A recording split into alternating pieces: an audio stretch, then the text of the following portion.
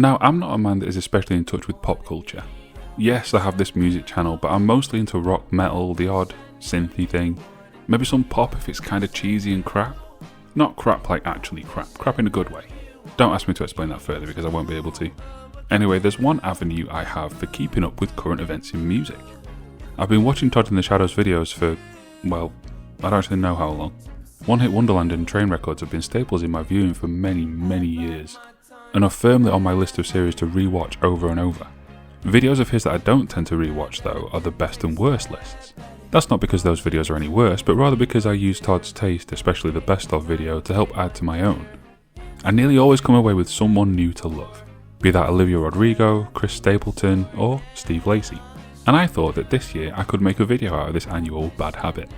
But it's a YouTube video, and so must have a gimmick. So I'll blind rank them. I'll listen to each track on Todd's list in ascending order, and blind rank them from 10 to 1 to make a list of my own. You've seen videos before, you know the format, let's just get on with it. Briefly though, this video is sponsored by me, Royston Charmaine, and my T-Mill store. Look at those garms you can get. roystoncharmaine.tmill.com. Look at that, looking fresh. Or, alternatively, you can instead support me on Ko-fi.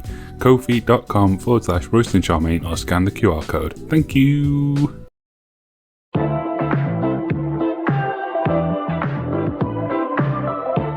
Okay, bad start. I already know this artist and to a lesser extent this song. There was a video on Musora of Brass Camel performing her song Please Please Please in a prog rock style, and that got me into the original version. And there were also a couple of her songs from last year on Todd's list that I was still spinning. So this isn't quite the blind leap that I'd normally have. What of the song then? It's a perfect summer vibe. Not all that sure what the lyrics are trying to say, and I don't think I care. Am I supposed to? I'm just chilling and happy. That's why you wanted me, is it not? I don't know if there'll be many better than this, so let's go with 3. This way, I know I got 'em. Too bad your ex don't do it for you. I like duets where the voices blend well. I like country twang with good singing. Yes, that's a shot at most country. So this is playing right into my hands. And it's a straightforward, earnest love song. Another thing I adore. Damn, I might have started stacking the top end of this list too soon.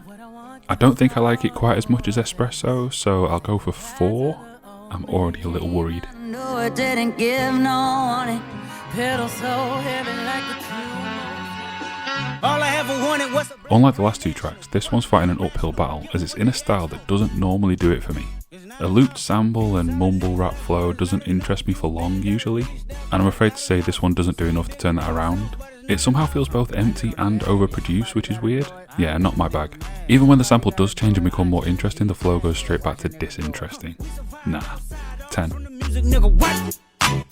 They like, what he on? It's the Alpha and Omega, bitch. Welcome home.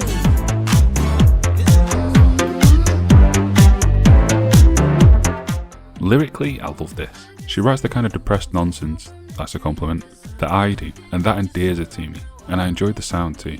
The only negative I have is that I spent the entire runtime waiting for it to ascend and to go somewhere else, and it never really did. I'm thinking 7, but I did quite enjoy this one. I'm just hopeful of better in the rest of the list, so I'm leaving this one where Todd had it.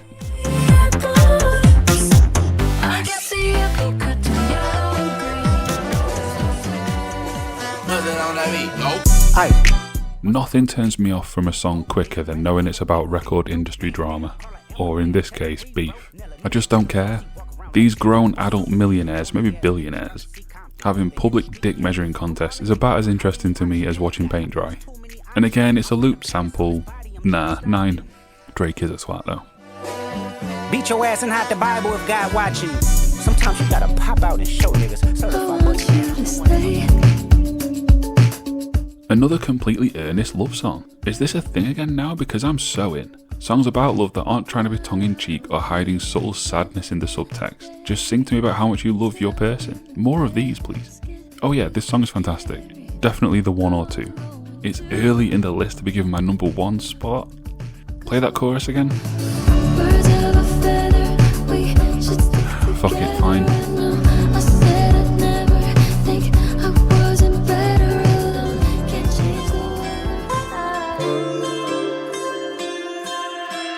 So I only have 2, 5, 6 and 8 left. That's not a great position to be in as we approach Todd's podium. Now, I already have 2 songs called Juno that I love, and I don't have room for 3, so 8. Just kidding. It would make it easier for me though. This is another really fun pop song, but I don't think it's as good as Espresso. I'll go with 6 and hope there's a bad song to come. Oh, I hear you knocking, baby. Come on up. I know you want my touch.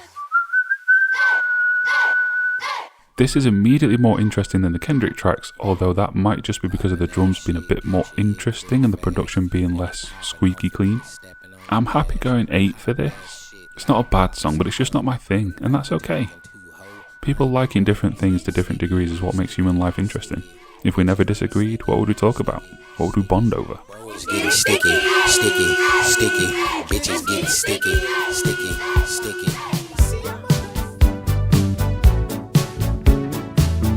Ah, sweet juxtaposition. Brain off, this song feels carefree and happy. A fond farewell at worst. Pay attention and oh dear God no.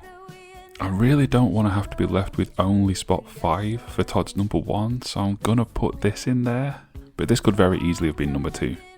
I think I might have found my new artist from this year's list. This song is so much fun for a neek like me. Oh, and the outro and the entire lyric video are immense. 5.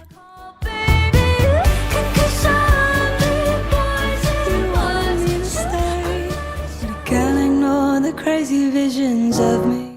Oh, thank fuck for that. So she gets number 2 anyway. Good. Deserved. As a 30-something self-aware depressive, coming-of-age songs don't really hit for me in the same way that they might have a decade or so ago. But this song is still excellent. I'd swap it with Good Luck if I could, but alas, that's not the rules. So there we go. Kendrick takes 10th and 9th, with the Tyler in 8th. It's almost like I'm not a fan of that genre or something. Maybe I need more recommendations. If you have any in the comments, maybe with less sampling or at least distinct and different samples, I'd love to listen to them. It's the looping that turns me off more than anything. Charlie in 7, Sabrina in 6, Chapel 5, Beyonce and Miley at 4, Sabrina again at 3, Chapel again at 2 and Billy top. A strong year for female pop. And apart from probably Apple, I'm going to come back to all of those. Especially Birds of a Feather and Good Luck Babe. Man, I wish that landed at 2. Ah well, there's always next year. If you enjoy my nonsense ramblings, whack subscribe. I'm only a handful away from 2,000 now, which is really cool. I've been Rustin Charmaine, and until the future, drive Sage, it says there. No typos the entire script, and then I make an error on the final word, the penultimate character, if you don't count the full stop. Yeah, I guess you could drive Sage. You could use all of your accrued wisdom to drive safely. Yeah, stop trying to fix it, just accept the error. Anyway, apologies if you could hear banging around. The downstairs flat from me is being renovated right now. I've already signed off, why am I still talking? Yeah. Bye. Cut all that out.